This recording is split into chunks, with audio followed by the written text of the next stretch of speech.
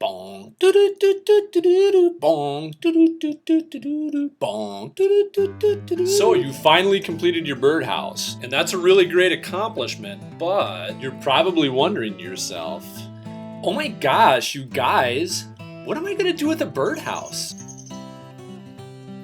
And the answer is, you're going to mount it. So, what does this mean for you? It means you might have to learn how to do a few things that you've never done before.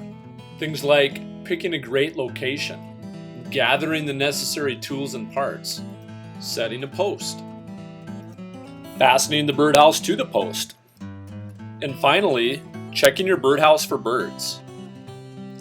Let's begin with picking a great location. The first thing I'd recommend doing is doing a web search for nestwatch.org. Once you arrive at this site, you can hover over to the Learn tab and then click on Common Nesting Birds, See Now. This particular page allows a person to narrow down the type of birds they can expect to see. First thing I do is go to Region, and I click on the Eastern United States, and because we've just completed nesting boxes, the nest type we're going to click on would be for cavity dwellers. After that, we'll click on Habitat, and from here you're going to click on the unique area where you expect to put it.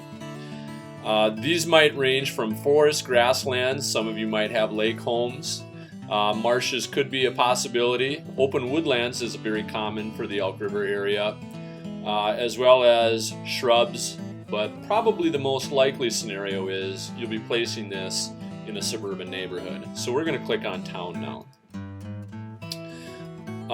Each of these are considered birds that would be cavity dwellers in the region we selected. However, not all of these birds are going to be native to Minnesota.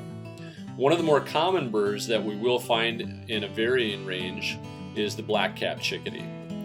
We can click on View, and when you do place your birdhouse, you can learn some things about what a nest looks like, as well as when to look for this particular species of bird. Additionally, they'll tell you things like what is the most common nest height.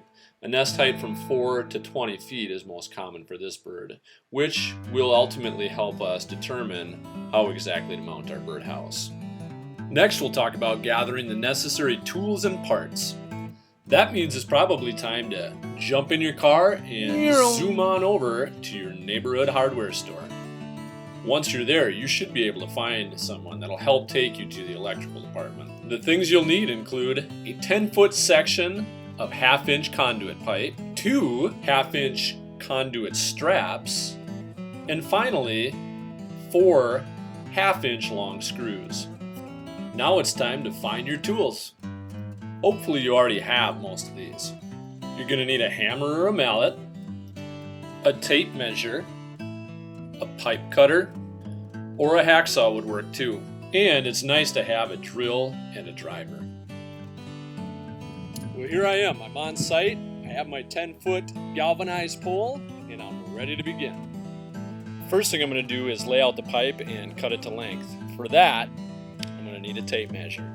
You're going to start by putting one end of your tape measure on the far side of the pipe, and then just simply walk it along the entire length of the pipe. From there, you're going to measure to 8 feet and mark that spot. That'll be the spot that you cut. The next thing I do is put my pipe cutter on my pipe, like this.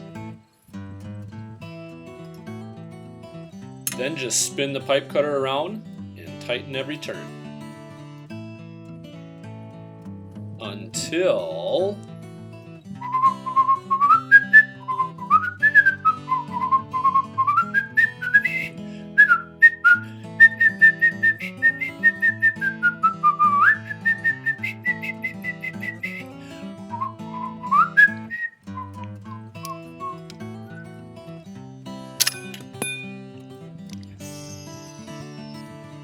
now it's time to set the post. Alright, so I've done a couple things. I'm out here on site, and I ended up flattening the tip of my post. I kind of like that because it helps me drive it into the ground, and then it keeps it from spinning in the wind, which kind of just irritates me.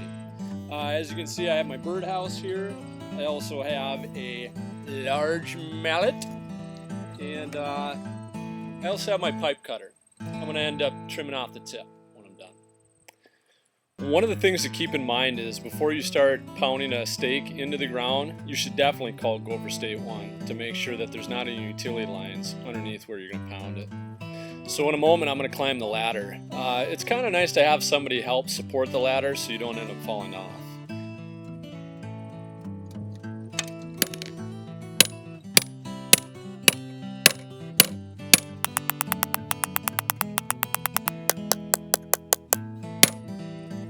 When the post is somewhere around 5 to 6 feet, that would be a good time to stop pounding. And if you're so inclined, you can get rid of the mushrooming. I'm going to cut that off with a pipe cutter.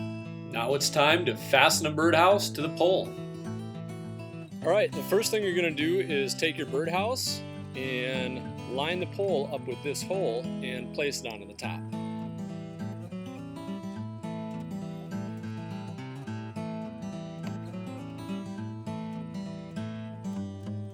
Then you're going to take 2 conduit straps and snap one high and one low on your piece of conduit.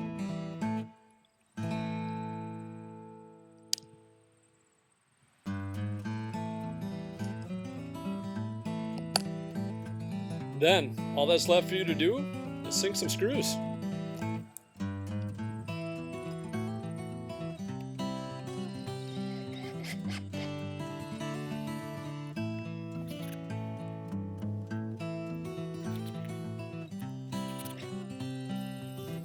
That's it. Now it's time to check and service the birdhouse. This is my favorite part. You get to check on the birds.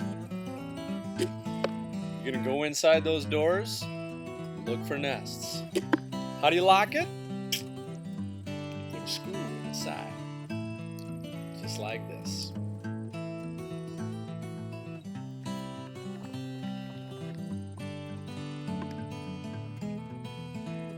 Let's see a raccoon try to get in there, huh?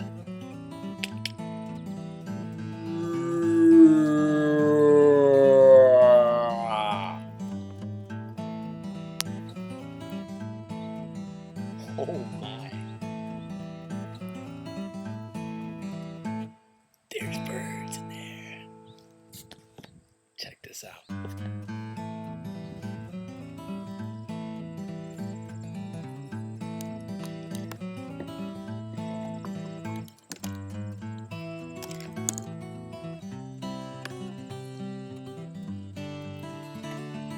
Well, I've got my afternoon planned.